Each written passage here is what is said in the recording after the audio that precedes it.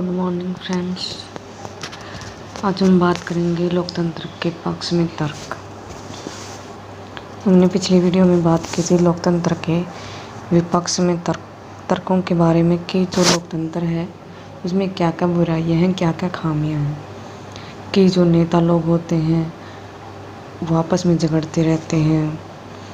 और दूसरी विशेषता हमने उसकी दूसरी बुराई के बारे में पढ़ा था कि इससे बहुत ज़्यादा खर्चा होता है और उसमें क्या आती है, जो योजना वो अस्थायी होती है। आज हम बात करेंगे इसके पक्ष के बारे में कि लोकतंत्र की अच्छाइयाँ, अच्छी बातें क्या हैं, जो हमें हमारे हर देश ये चाहता है कि उस देश को क्या बोला जाए, एक लोकतांत्रिक देश बोला जाए। चीन में 1958-61 के दौरान पड़ा अकाल विश्व इतिहास का अब तक का ज्ञात सबसे भयावह अकाल था। सबसे बड़ा अकाल था 1958 से 61 में जो चीन में अकाल हुआ था। इसमें करीब 3 करोड़ लोग भूख से मरे। उन दिनों भारत की आर्थिक स्थिति चीन से कोई बहुत अच्छी नहीं थी, फिर भी भारत में चीन के समान अकाल और भूखमरी की स्थिति नहीं आई। जिस टाइम चीन में अकाल पड़ा तो वो चीन अपनी स्थिति को संभाल नहीं पाया। उस देश में जो नागरिक मर रहे थे भूख से, उन्होंने उसकी तरफ ज़्यादा ध्यान नहीं दिया। लेकिन जब भारत में अकाल की स्थिति आई तो भारत में जो भूखमरी अकाल हुआ तो उस भूखमरी की स्थिति नहीं आई। अर्थशास्त्रियों का मानना है कि ऐसा दोनों देशों की सरकारी नीतियों के अंतर के कारण हुआ कि भारत में जो एक लोकतांत्रिक देश था और चीन जो है वो वहाँ पर सिर्फ एक कम्युनिस्ट पार्टी थी, वो अपने तरीके से काम कर रही थी। भारत में लोकतांत्रिक व्यवस्था होने से भारत सरकार ने खाद्य सुरक्षा के मामले में जिस तरह से काम किया वैसा करने की ज़रूरत चीनी सरकार ने महसूस नहीं की। भारत ने जो गरीब लोग थे, अकाल की वजह से जो मर रहे थे, उनके लिए खाने की व्यवस्था करना,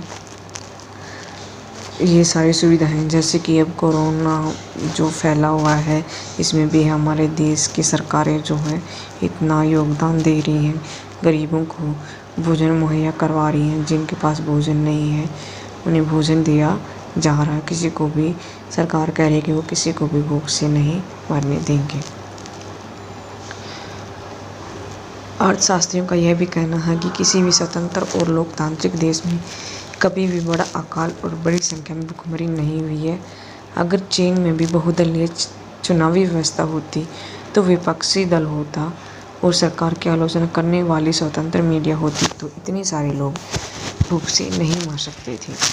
अब जैसे कि इंडिया में है, इंडिया में सरकार काम करती है, अगर सरकार कोई गलत काम करती है, मतलब कोई अच्छा काम नहीं होता है तो विपक्षी दल उसके ऊपर सवाल खड़े करते हैं और जो मीडिया है वो जनता के सामने उन बातों को उजागर करती है, जिससे सरकार अपनी गलतियों में सुधार कर सके। यह उदाहरण लोकतंत्र को सर्वश्रेष्ठ शासन पद्धति बनाने वाली विशेषताओं में एक को बहुत स्पष्ट ढंग से सामने लाता है। लोगों की ज़रूरत के अनुरूप आचरण करने के मामले में लोकतांत्रिक शासन प्रणाली किसी भी अन्य प्रणाली से बेहतर है।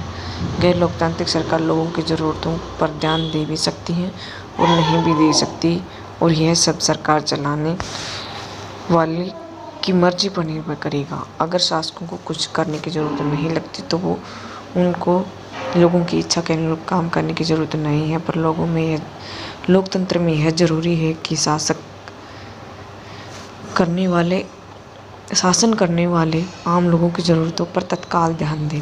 तो इससे लोकतंत्र की एक अच्छी विशेषता, एक अच्छा पक्ष जो उभर कर सामने आता है। लोकतांत्रिक शासन पद्धति दूसरों से बेहतर है। क्योंकि यह शासन का अधिक जवाबदेही वाला रूप है। इसमें सरकार को अपना जवाब देना पड़ता है, जिम्मेदारी जो है वो निभानी पड़ती है। गैर लोकतांत्रिक सरकारों की तुलना में लोकतांत्रिक सरकारों के बेहतर फैसले करने का एक अन्य उदाहरण कि जो लोकतांत्रिक सरकार है वो फैसले ज़्यादा बेहतर करेगी बजाय इसके गैर लोकतांत्रिक सरकार के। लोकतंत्र का आधार व्यापक चर्चा और बहस से है। लोकतांत्रिक फैसलों में हरदम ज़्यादा लोग शामिल होते हैं और चर्चा करके फैसले लेते हैं। बैठ के होते हैं। अगर किसी एक मसले पर अनेक लोगों की सोच लगी हो तो उसमें गलतियाँ करने की गुंजाइश कम रह जाती है। इसमें समय ज़्यादा ज़रूर लगता है, लेकिन जो महत्वपूर्ण फैसले होते हैं समय से लेकर फैसले करने के अपने लाभ भी हो जाते हैं। इस प्रकार दूसरा लोकतंत्र के पक्ष में तर्क है कि बेहतर निर्णय लेने की संभावना इसमें बढ़ती है। इसी से जुड़ा तीसरा तर्क भी है, लोकतंत्र मतभेदों और टकरावों को संभालने का एक तरीका उपलब्ध कराता है। किसी भी समाज में लोगों के हित और विचारों में अंतर होगा ही। भारत की तरह भारी सामाजिक विविधता वाले देशों में इस तरह का अंतर और भी ज़्यादा होता है।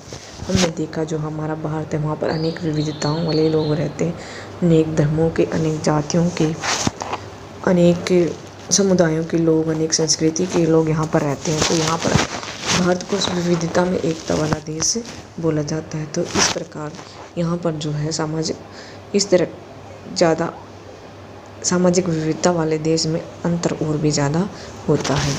अलग अलग इलाकों में अलग अलग समूह के लोग रहते हैं, विभिन्न भाषाएं बोलते हैं, उनकी धार्मिक भिन्नताएं अलग अलग हैं और जातियाँ भी जुदा जुदा। दुनिया को ये सभी अलग अलग दृष्टिकोण से देखते हैं और उनकी पसंद में भी अंतर है। एक समूह की पसंद और दूसरे समूह की पसंद में टकराव भी होता है और ऐसे टकराव को कैसे सुलझाएंगे, इसे ताकत के बल पर सुलझाया जा सकता है। जिस समूह के पास ज़्यादा ताकत होगी वह दूसरे को दबा देगा और कमज़ोर समूह को इसे मानना होगा, लेकिन इससे नाराज़गी और असंतोष पैदा होगा। ऐसी स्थिति में विभिन्न समूह ज़्यादा समय तक साथ नहीं रह सकते और लोकतंत्र इस समस्या का एकमात्र शांतिपूर्ण समाधान उपलब्ध कराता है।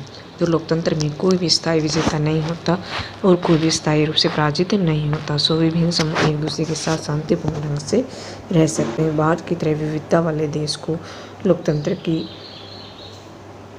लोकतंत्र ही एकजुट बनाए हुए है। बेहतर सरकार और सामाजिक जीवन पर प्रभाव के हिसाब से ये तीन तर्क लोकतंत्र को काफ़ी मजबूत साबित करते हैं, लेकिन लोकतंत्र के पक्ष में सबसे मजबूत तर्क उससे बनने वाले सरकार के कामकाज, बेहतर सरकार और सामाजिक जीवन पर प्रभाव के हिसाब से ये तीन तर्क लोकतंत्र को काफ़ी मजबूत साबित करते हैं, लेकिन लोकतंत्र के पक्ष में सबसे मजबूत तर्क उससे बनने वाली सरकार के कामकाज से जुड़ा नहीं है। यह तर्क लोकतंत्र और नागरिकों के रिश्ते का है। लोकतंत्र में नागरिकों की जो हैसियत होती है वह किसी और व्यवस्था में नहीं होती। अगर इस व्यवस्था में फैसले बेहतर लेने और उत्तरदायी सरकार चलने का काम न भी हो तब भी यह दूसरों से बेहतर है। लोकतंत्र जो नागरिकों का सम्मान बढ़ाता है, लोगों की गरिमा को बढ़ाता है। लोकतंत्र राजनीतिक समानता के सिद्धांत पर आधारित है। यहाँ सबसे गरीब और अनपढ़ को भी वही दर्जा प्राप्त है जो अमीर और पढ़े लिखे लोगों को है। लोग किसी शासक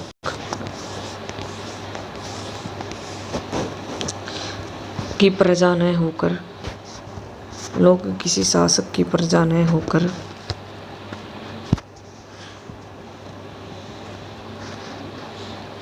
अब खुद अपने शासक हैं। अगर वे गलतियां करते हैं तब भी वे खुद इसके लिए जवाबदेह होते हैं। लोकतंत्र के पक्ष में आखिरी तर्क यह है कि लोकतांत्रिक व्यवस्था दूसरों से बेहतर है, क्योंकि इसमें हमें अपनी गलती ठीक करने का अवसर भी मिलता है। मान लो हमें लगता है हमने चुनाव में जिस व्यक्ति को जिताया है वो अच्छे से काम नहीं कर रहा है, तो हम अगली बार उसको चुनाव हरवा कर किसी अच्छे नेता को, अच्छी पार्टी को जिताकर अपनी गलती को सुधार सकते हैं। जैसा कि हमने ऊपर देखा है, इस बात की कोई गारंटी नहीं कि लोकतंत्र में कोई गलती नहीं हो सकती, तो किसी भी किस्म की सरकार इस बात की गारंटी नहीं दे सकती। इस मामले में लोकतंत्र का लाभ यह है कि इसमें गलतियों को ज़्यादा देर तक छुपाए रखा नहीं जा सकता। इन गलतियों पर सार्वजनिक चर्चा की गुंजाइश लोकतंत्र में और फिर इनमें सुधार करने की भी गुंजाइश है। इसका मतलब यह है कि या तो शासक समूह अपना फैसला बदले या फिर शासक समूह को ही बदला जा सकता है। गैर लोकतांत्रिक सरकारों में ऐसा नहीं किया जा सकता। सिर्फ चर्चा को समेटो। लोकतंत्र हमें सब चीज़ें नहीं दे सकता, न ही यह सभी समस्याओं का समाधान है, लेकिन यह साफ तौर पर उन सभी दूसरी व्यवस्थाओं से अच्छा है जिन्हें हम जानते हैं। दुनिया के लोगों को जिनका अनुभव है, यह अच्छे फैसलों के लिए बेहतर अवसर उपलब्ध कराता है। इसमें लोगों की इच्छाओं का सम्मान किए जाने की ज़्यादा संभावना है और इसमें अलग अलग तरीके के लोग ज़्यादा बेहतर ढंग से साथ साथ रह सकते हैं। अगर यहीं में कुछ काम करने में असफल रहता है तब भी इसमें गलती सुधारने की संभावना संभव है और इसमें सभी नागरिकों को ज़्यादा सम्मान मिलता है। इस वजह से लोकतंत्र को सबसे अच्छी शासन व्यवस्था माना जाता है। अब हम बात करेंगे लोकतंत्र का विस्तृत जो है इसका अर्थ के बारे में हम जानेंगे। हमने शासन के एक स्वरूप के तौर पर लोकतंत्र को समझा। लोकतंत्र की इस प्रकार की व्याख्या हमें उन न्यूनतम विशेषताएं या गुणों की पहचान कराती है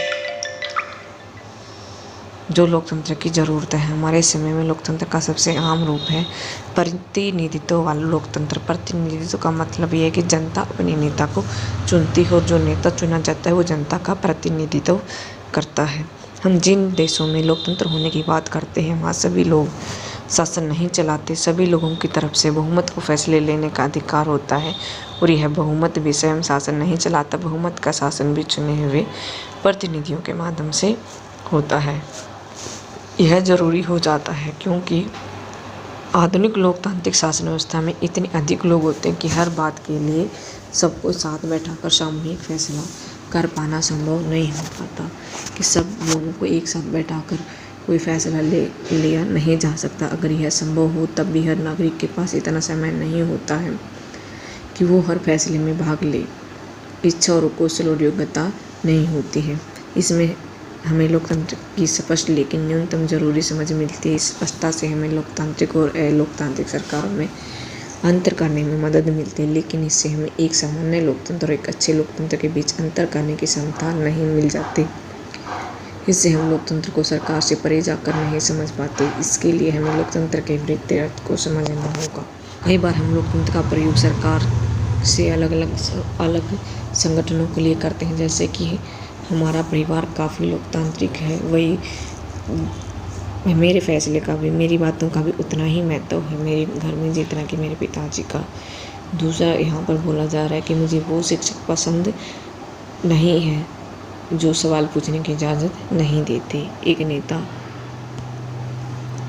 नेता उसके परिवार के लोग इस पार्टी के सारे फैसले करते हैं। वे क्या लोकतंत्र की बात करेंगे, मतलब कि वो खुद ही अपना सारा काम करते हैं। एक नेता जो होता है पार्टी का वो सारे फैसले खुद ही करता है, तो वो जो सक्रिय सदस्य होते हैं उनसे कोई पूछताछ नहीं करता, तो ये एक लोकतांत्रिक व्यवस्था नहीं है। लोकतांत्रिक फैसलों का मतलब होता है कि उस फैसले से प्रभावित होने वाले सभी लोगों के साथ विचार विमर्श के बाद उनकी स्वीकृति से फैसले लेना, यानी जो बहुत शक्तिशाली न हो उसका भी किसी फैसले में उतना ही महत्व होना जितना कि किसी शक्तिशाली का या यह बात सरकार या परिवार पर भी लागू होती है। इस प्रकार लोकतंत्र एक ऐसा सिद्धांत है जिसका प्रयोग जीवन के किसी भी क्षेत्र में किया जा सकता है। कई बार हम लोकतंत्र शब्द का प्रयोग किसी मौजूदा सरकार के लिए नहीं करके कुछ आदर्शों के लिए करते हैं।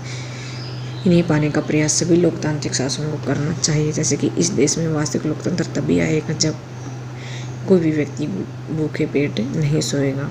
लोकतंत्र में प्रत्येक नागरिक को फैसले लेने में समान भूमिका निभानी चाहिए। इसके लिए वोट के समान अधिकार की भी जरूरत है,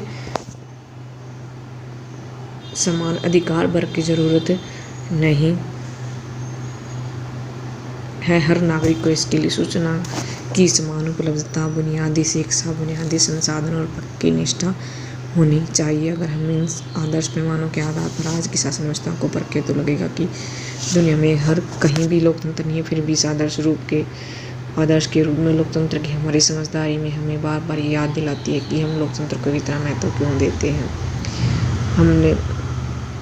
इससे हम न्यूनतम या काम चलाओ लोकतंत्र और अच्छे लोकतंत्र के बीच अंतर करने में समझ मिलती है। इस किताब में हमने लोकतंत्र की व्यापक अवधारणा पर ज़्यादा बातें नहीं की, हमने सिर्फ शासन के एक तरीके के रूप में लोकतंत्र के कुछ बुनियादी संस्थागत स्वरूपों की चर्चा की है। अगले साल आप लोकतांत्रिक समाज एवं लोकतंत्र के मूल्यांकन के तरीकों के बारे में और ज़्यादा बातें जानेंगे। इस समय हमें सिर्फ इतना याद कर लेना जरूरी है कि लोकतंत्र जीवन के अनेक पहलुओं में प्रासंगिक और लोकतंत्र कई रूप ग्रहण कर सकता है। समानता के आधार पर चर्चा और विचार विमर्श के बुनियादी सिद्धांत को मानना चाहे तो लोकतांत्रिक ढंग का फैसला भी कई तरह का हो सकता है। आज की दुनिया में लोकतांत्रिक शासन व्यवस्था का सबसे आम रूप है लोगों द्वारा चुने हुए प्रतिनिधियों के माध्यम से शासन चलाना। लेकिन जब समुदाय छोटा हो तब लोकतांत्रिक फैसले लेने के दूसरे तरीके भी अपनाए जा सकते हैं। फिर तो सभी लोग एक साथ बैठकर वहाँ पर इकट्ठे फैसले ले सकते हैं। किसी गांव की ग्राम सभा को इसी तरह का काम करना चाहिए। इसका मतलब ये है किसी भी देश में आदर्श लोकतंत्र नहीं है। लोकतंत्र की जन सुविधाओं की चर्चा हमने इस अध्याय में की है। वे लोकतंत्र की न्यूनतम शर्तें हैं। इन शर्तों पर इनसे एक आदर्श लोकतंत्र नहीं बनता। एक आदर्श लोकतंत्र में निर्णय लेने की प्रक्रिया लोकतांत्रिक होनी चाहिए और लोकतंत्र को इस आदर्श को पाने का प्रयास करते रहना चाहिए। यह स्थिति एक बार में और एक साथ सभी के लिए हासिल नहीं की जा सकती। इसके लिए लोकतांत्रिक फैसले लेने की प्रक्रिया को बचाए रखने और मजबूत करते जाने की ज़रूरत होती है। हर नागरिक के तौर पर हम जो भी काम करते हैं वह भी हमारे देश के लोकतंत्र को अच्छा या खराब बनाने में मदद करता है। यही लोकतंत्र की ताकत है और यही कमजोरी भी। देश का भविष्य शासकों के कामकाज से भी ज़्यादा नागरिकों के कामकाज पर निर्भर करता है। यही चीज़ लोकतंत्र को अन्य शासन व्यवस्थाओं से अलग करती है। राजशाही, तानाशाही या एक दल के शासन जैसी अन्य व्यवस्थाओं में सभी नागरिकों को राजनीति में हिस्सेदारी करने की जरूरत नहीं रहती। दरअसल अधिकांश गैर लोकतांत्रिक सरकारें चाहती ही नहीं कि लोग राजनीति में हिस्सा लें, लेकिन लोकतांत्रिक व्यवस्था सभी नागरिकों की सक्रिय भागीदारी पर भी निर्भर रहती है। इसीलिए लोकतंत्र के बारे में पढ़ाई हो तो लोकतांत्रिक राजनीति पर ध्यान केंद्रित करना चाहिए। धन्यवाद।